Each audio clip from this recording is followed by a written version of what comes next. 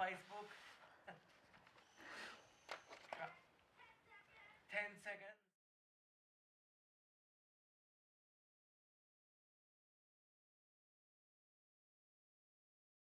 In Pit Lane is proudly brought to you by the Australian Sports Sedan Association and the Grunt Performance Victorian Sports Sedan Championship.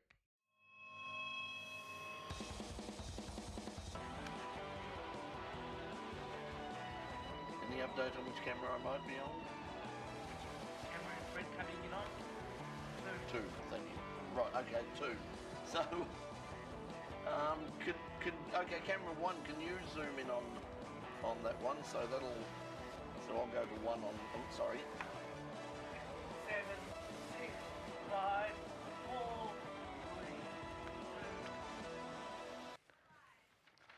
2. Welcome to another edition of In Pit Lane, coming to you live on the In Pit Lane YouTube channel on inpitlane.com. Oh no, I don't think we are on inpitlane.com at the moment. I don't think I had time to set that up. It's been a very hectic day. You might have noticed that there was a bit of an announcement today. It's something about a horse or something getting involved in motor racing. We'll tell you about that later on in the program. It was a huge weekend in motorsport, particularly in South Australia, where we saw the opening of the new Bend circuit. Don't think much of the name, but it's a Tailem Bend, so I suppose everyone would sort of shorten it anyway, so they've jumped in and done it themselves. But anyway, it's an amazing facility, and two people who were in action in the same race over the weekend from the GT3 Challenge is Chelsea, our guest tonight, Chelsea Angelo and Cooper Murray. They're going to be joining us a little bit later on in the program. Also, we've got, for our people on YouTube, if you're watching us live on YouTube, we're going to have some tickets to give away to the Victorian State Circuit Racing Championship, where you'll see round 2 of the Victorian Sports Sedan Championship. But as I said, big news today, the return, in inverted commas, of Ford to supercar racing. Let's find out all about that and catch up with what's been happening around the world. This is the In Pit Lane Motorsport News.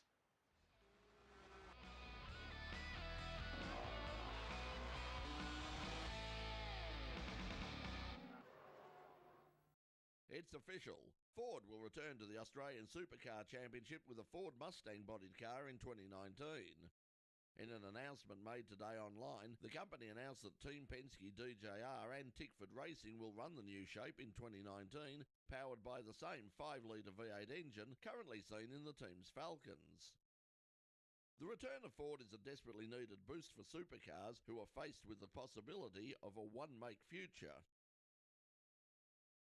The return of their arch-rival has delighted Holden, with Holden Australia's Executive Director of Marketing, Christine Aquilina, saying that Holden Motorsport welcomed Ford back to continue the classic rivalry that stretches back to the 1960s. Aquilina said that more manufacturer support would only strengthen the quality of racing and the series. The decision by Ford to return may also help encourage Nissan to remain involved, and Supercars Australia will be hoping that this vote of confidence in the series' future may also encourage other manufacturers to join. A major milestone for Brad Jones Racing when it lines up for its 250th Supercar event this weekend at Phillip Island. The Albury-based team joins Gary Rogers Motorsport, Walkinshaw Andretti United and DJR Team Penske as the only teams to achieve the milestone, much to the delight of team owner Brad Jones. Getting to 250 starts is an amazing milestone. It's not something Kim and I ever thought about when we started. When we started, it was all about winning races and just, getting results, and you never ever think about stats. So to get to 250 is an amazing accomplishment. It's something we're both very proud of. I'm not sure where it's going to finish, but just getting here and being in the company with the other 3 teams that have made it this far is very rewarding. Currently second in the Australian supercar standings is Erebus racer David Reynolds, and he says that he's keen to continue his recent run of good form. So, equal second in the championship at the minute. I think Phillip Island's going to be hopefully pretty good for us. We're not really sure because it's one of those tracks that might not really suit our car performance.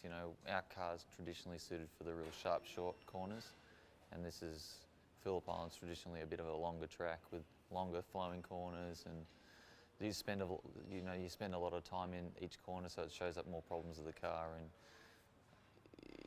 but we had a test day last week with Anton as a rookie, and we tried implement some new things in the car that hopefully can improve our performance. A stunning drive from 6th to 1st by Daniel Ricciardo at last weekend's Chinese Grand Prix. Ricciardo recovered from a blown turbo in practice to qualify an impressive 6th on the grid, but a storming drive late in the race saw the Western Australian pass Kimi Raikkonen, teammate Max Verstappen, Lewis Hamilton, Sebastian Vettel and race leader Valtteri Bottas to take the win. Vettel's race was ruined after he was taken out by Verstappen, which saw the Dutchman cop a 10-second penalty. Raikkonen was third, crossing the line in front of Verstappen, who was relegated to 5th behind Lewis Hamilton due to his penalty. Yeah, I was emotional on the podium. Definitely,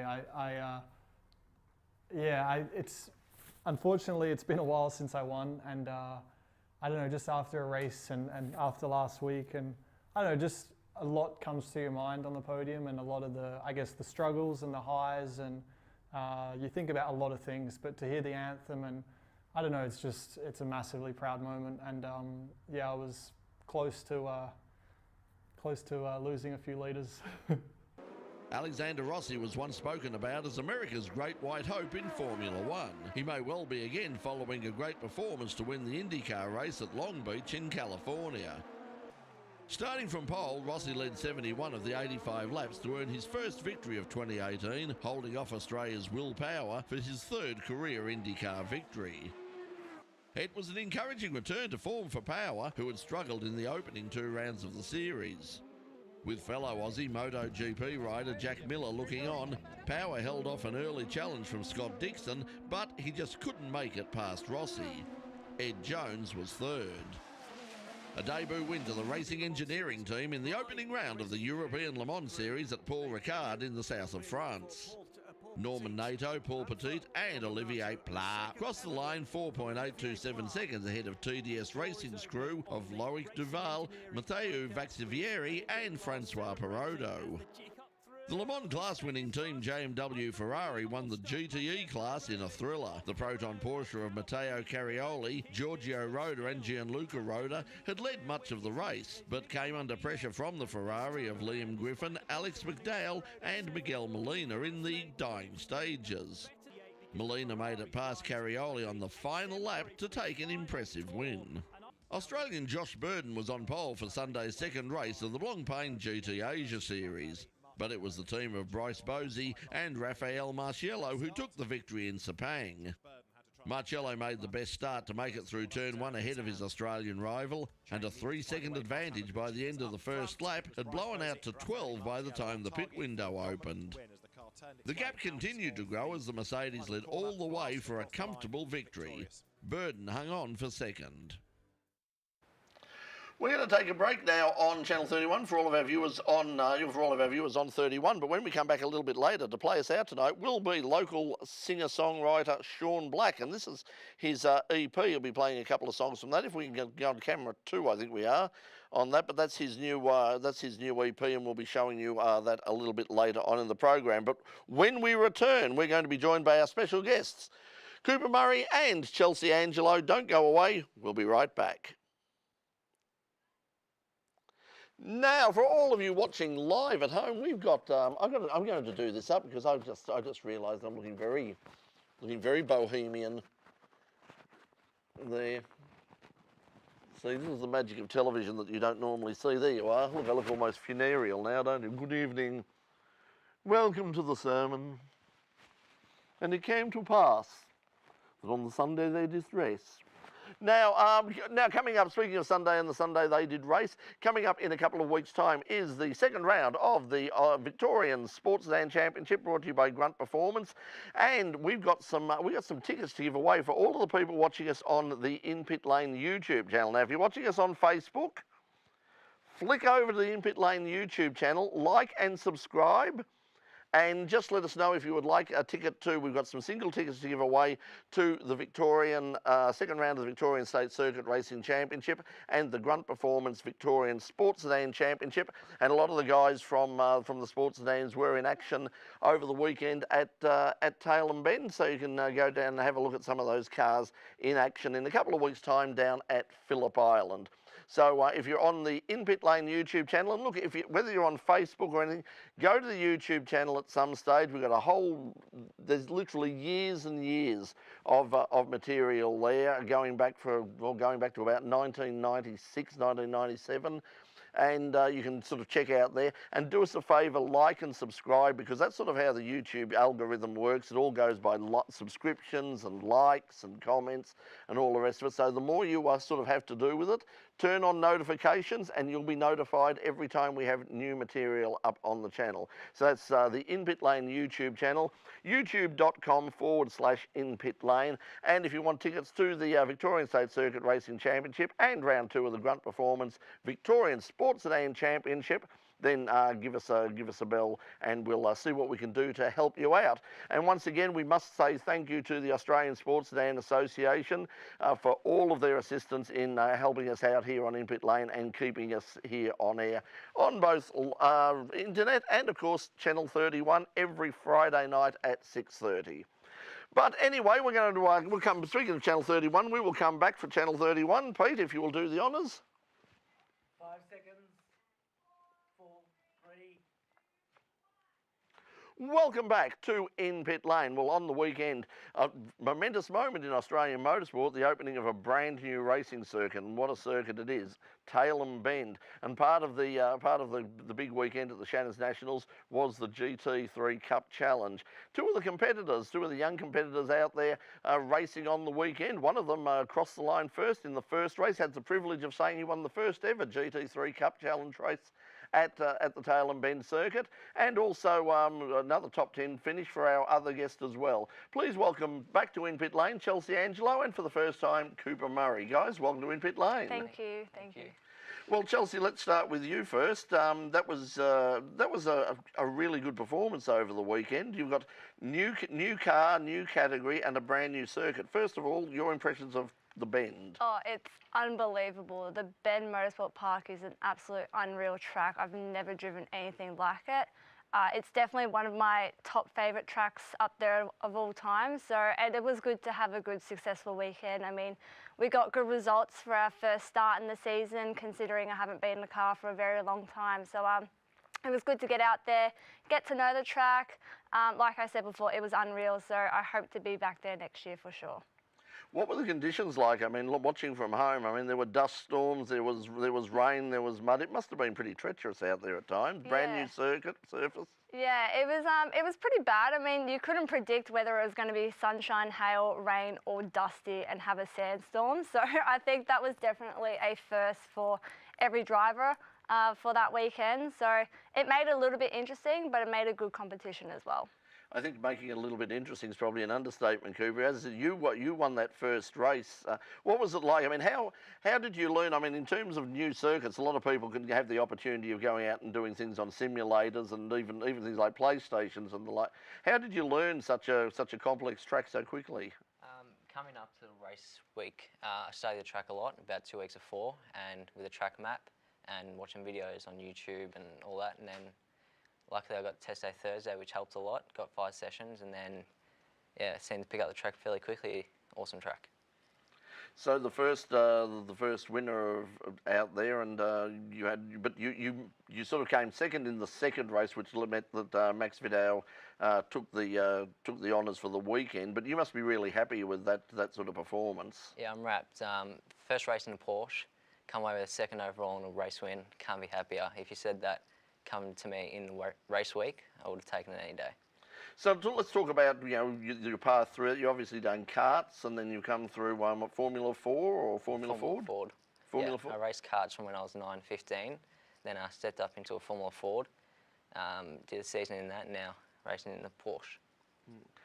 Big step up from Formula Ford, but I suppose, Chelsea, you'd know all about it because you sort of stepped up from Formula Ford into Formula 3, and then suddenly you were in a supercar.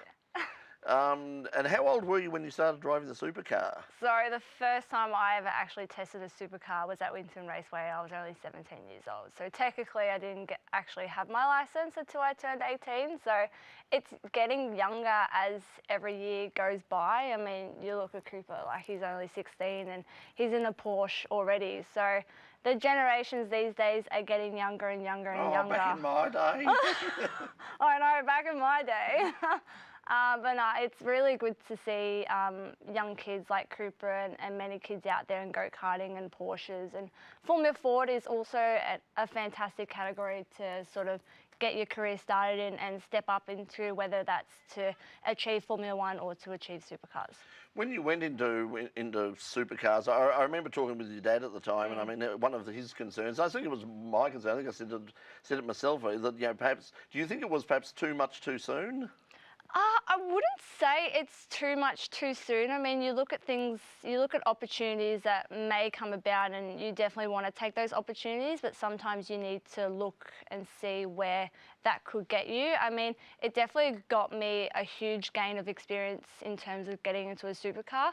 I wouldn't say jumping into series is too early. I mean, I would love to go to supercars any day, but you know, racing Porsches this year, it's definitely opened my mind to racing other categories, whether it's supercars or achieving something overseas. Well, that's the thing now, though, like for both of you, and I said this with Tom Randall last week and with some of the, some Jordan Love, some of the other people we've had on just recently, is that now you've got this whole new world open up to you with the success of GT racing. And we saw like the European Le Mans series before, a couple of Australians involved in that, Blancpain Asian GT, Josh Burden over there on pole position. Is that something now that you can sort of look at and say, well, you know, I don't have to be just focused on V8 supercars or supercars, there are alternatives for you now? Yeah, well, I think it's massive. I mean, it seems to be that, you know, Australian-based racing, it seems to be supercars all the time, which supercars is fantastic. You know, like I said, I would love to get there as well, but in terms of having more of an open mind about racing overseas, whether it's in Europe or America, wherever it is, it's definitely opened my mind. I'm not sure if it's the same with you. Yeah. So when you look at some of the people like Matt Campbell and those sort of people overseas, I mean, the fact that you're in, this is the advantage of that whole Porsche ladder of success thing. You're in GT3 Cup now, the next step is Carrera Cup, and from there you've got a number of different ways to go. If you're really successful, you could end up like a Matt Campbell and running things like the World Endurance Championship. Is that an option for you, do you think, Cooper? It definitely is. Ultimately my main goal is supercars, but at the moment I really love driving a Porsche. And if an opportunity comes up to drive a Porsche overseas, I'd love to take that opportunity. What are the plans for the rest of the year? I mean, at 16 years old, how do you juggle between? Obviously, you're still at school. I would take it, or no. You're not. You're another dropout like me, Yeah. are you? Okay. Look at you. Look. This is the mirror. This is the mirror, Cooper. This is what you're going to end up looking. Welcome to your future. Yeah, I'm an apprentice stonemason, family business. Oh wow. Yeah. That's it now. That's impressive. So there's family. Is there a lot of work for stonemasons? There is a bit, a lot of hands-on work, which is good. Not just sitting in an office. Typing on the keyboard. It's wonderful because it's a craft. I mean, it's one of the things that you learn.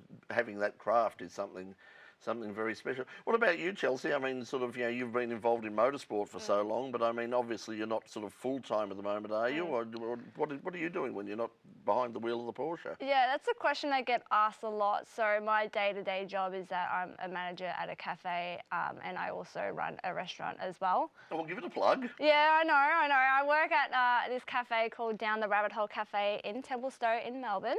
So that's where I am full-time at the moment, and that's my job that I do when I'm not racing, but obviously racing commitments are number one for me. And then, you know, you've got your other commitments like physical training as well. Yeah. So I also go and see my training coach, Web Performance, and train at Hammers Gym. Okay, well, stay with us. We're going to take another break for the people on Channel 31, but stay with us for the moment, and we'll wrap this up for the moment. But you're watching In Pit Lane. When we come back, more with Chelsea and Cooper, and also music from Sean Black coming up in just a moment. You're watching In Pit Lane. Don't go away. We'll be right back. Now, for those of you watching at home on Facebook Live and or on In Pit Lane, we're going to have a bit of a preview of Sean Black. If we can zoom in on that on camera 2, this is his EP. and we'll give you all the details about where he is going to be a little bit later on. But Sean is joining us tonight, and he's going to take us to the break. We'll come back, as I said, more with Chelsea and Cooper in a moment. But right now, for a bit of a break, this is Sean Black and Come Away With Me.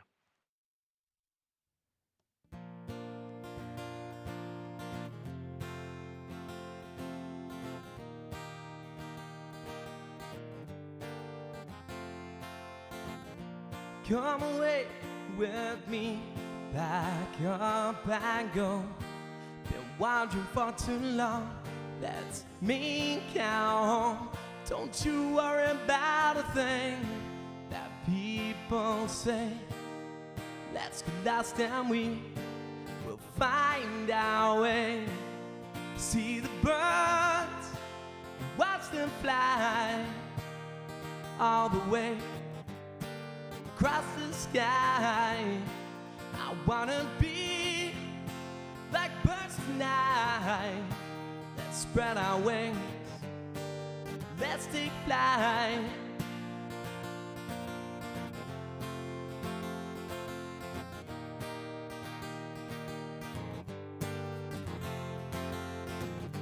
Whoa, whoa, see the light upon the hill. Whoa, whoa, it's calling to me still. So many days that dragged us down, they put us on the shelf in this 5-horse town. Don't forget about the light that guides the way. I'm always by your side, and I'm here to stay. See the birds, watch them fly all the way across the sky. I wanna be like birds tonight. Let's spread our wings, let's take flight. Whoa, whoa, see the light upon the hill. Whoa, whoa, it's calling to me still. Whoa, whoa, we can't be afraid to fly.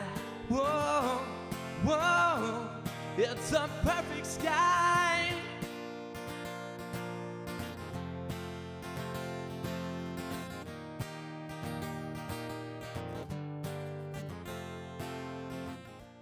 Come away with me, this house is home.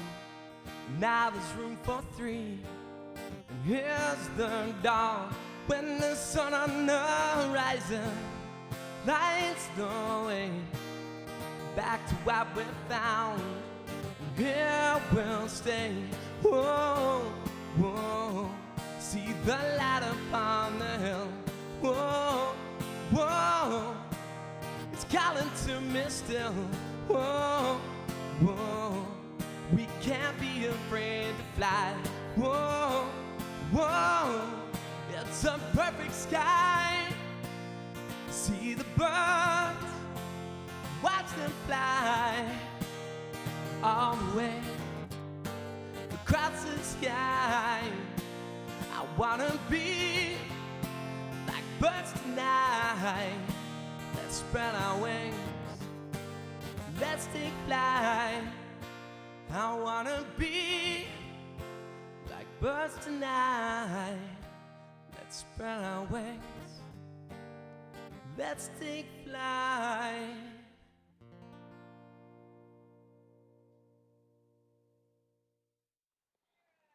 Welcome back to In Pit Lane. Joining us are Cooper Murray and Chelsea Angelo. And guys, coming up, the second round of your series is coming up at Sandown. Chelsea, you've obviously run Sandown plenty of times before. A circuit you enjoy? Yeah, I love Sandown. I mean, I'm a Melbourne-based girl, so it's good to get out to a local track for sure. I've done Sandown races quite a few times. I mean, my first ever Sandown race I actually won in Formula Ford, so that will be a future highlight for me, and hopefully definitely more to come as well. Cooper, what about you? Have you done much racing at Sandown? Yeah, last year I did two races at Sandown, one in the National Formula Ford Championship, and then in State Championship I managed to get clean sweep that weekend, which is a good way It's another track, yeah. So what about Sandown? It's a funny thing that I suppose it's on borrowed time, but and a lot of concerns about the safety. Is it a track that worries you guys at all about in terms of the safety? Because there's, unlike the track you raced on the weekend, there's not a lot of margin for error at Sandown, is there? No, not really. I mean, I don't really have somewhat fear of racing at any track, whether it's Homebush or Newcastle or whether it's the Ben Motorsport Park or Phillip Island. I mean, racing's racing. I mean, I love those sorts of circuits. That are really tight, closed circuit. So I actually can't wait for Sandown. Yeah. Well, good luck. Now, first of all, before we go, you mentioned supercars before, Chelsea. You're still have you spoken to anybody? I mean, obviously the connection that everybody thought was was with Simona Di Silvestro. I mean, everyone said, like, why isn't Chelsea? Is Chelsea being considered? Have you spoken with those people? And I haven't spoken with those people, but supercars is definitely still my top goal for sure. But racing Porsches this year has definitely opened my mind up a lot more. So I guess we'll see what happens in the near future. So I'm really looking forward to it. And Cooper, I mean, obviously you're very young in the career at the moment, but have you spoken? Are you already starting to try and make those relationships with some of the supercar teams, and sort of further on down the track to take your next step? What do you think your next step will be? Not at the moment, but hopefully my next step will be Carrera Cup, to then gain more experience this year, to then go into Carrera Cup next year. Well, good luck to both of you. It's the racing on the weekend was just absolutely fantastic. Just briefly, we saw today Ford made the announcement in supercars that they're coming back with the Mustang. From your point of view, what do you think? Something that excites you guys? I think it's pretty cool. I think it's amazing. I mean, I only heard the news once I finished work this afternoon, so I'm still trying to take it all in, but I think it's fantastic. I love it. What about you, Cooper? Are you do you fall into? This is the thing. I mean, when I was growing up, you were a Holden or a Ford fan, and it was religion. Like, and if you walk down the street, my dad had a Ford. The people next door had a Holden. That was all you had in the street. Now it's very different. I mean, does that passion, that Ford versus Holden thing, still apply, or is it just you couldn't care less? It still definitely applies. I'm a Ford fan all the way, and to hear the Mustang coming back, that's really good. It'll be like the old days again. Well, it certainly will be. Yes, I mean the Mustang does. Everyone's talking about it coming back, but it is. When you look at the history of the Australian Touring Car Championship, which was the precursor to the supercars, you go back to the days of Pete Gagan and, of course, Alan Moffat and Bob Jane in the early days. Mustangs have a very, very important place, very, sort of exalted position in Australian motorsport and touring cars. So, yes, it's certainly going to add something, isn't it? Yeah, for sure. I can't wait to see it, give it a run. So we'll see what happens. Well, good luck at Sandown, and good luck to you as well, Cooper. Thank you. And we'll see you hopefully this time next year, both in Carrera Cup or supercars, or who knows, perhaps racing one day at Le Mans. Thank you. Thank you so much. Chelsea Angelo and Cooper Murray, thanks for joining us in Pit Lane. Thank you. And thank you for you at home for joining us as well. Now, just briefly, just want to say we've had a few of these of late. Unfortunately, we've had some bad news during the week. The passing of Ron Newbound, the long-time sports sedan competitor. Barney, as he was known to everybody, a lovely guy. Raced most recently a fabulous black RX-7, black and sort of greenish RX-7. Had a big accident at Phillip Island a couple of years back, but he was the car was being rebuilt, and last time I spoke to him, he was getting ready to make a comeback. Unfortunately, he passed away late last week or on the weekend. So to all the family and many friends of Barney, all of us on In Pit Lane, particularly me, we've known him for years. So our condolences to everybody involved with Barney. Now, next week on the program, we won't be in the studio next week. Speaking of sports sedans, we're going to be in a secret location. We'll be, in fact, at Grunt Performance at their headquarters, so in a secret part of Melbourne, with the members of the Australian Sports Sedan Association, and talk about a treasure trove. This place is an absolute treasure trove, and we're going to take you around that. We're going to have a tour of the workshop. We're going to show you some amazing cars, some of the most famous cars in Australian motorsport that you probably wouldn't know are there. But right now, we're going to take you out with some more music from our guest tonight. He is Sean Black.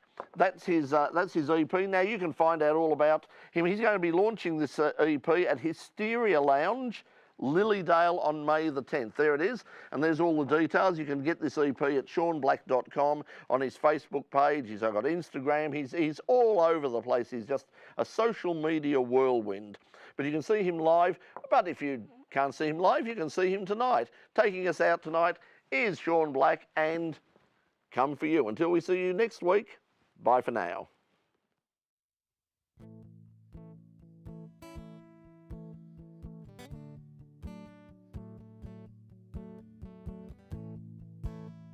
Stuck in a quiet place, senses are all as one, and I'm here in a natural state without distraction. My mind is open, and the breeze rolling through the trees without noise or effort.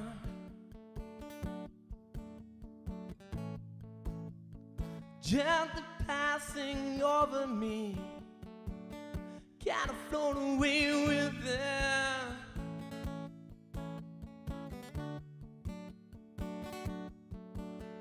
On the day you come, I can hear far above the sound in all of the directions. The day you come, I will be calling out your name, coming up for air. On the day you come, I come for you.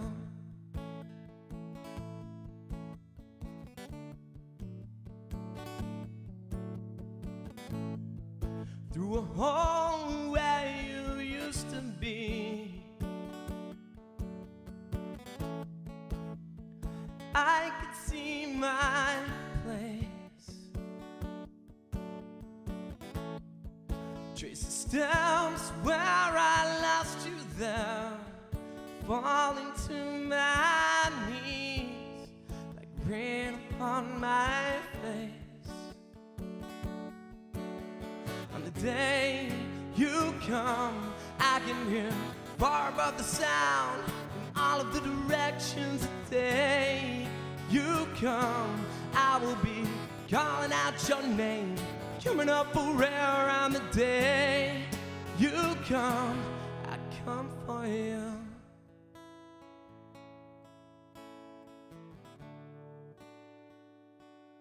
I come for you.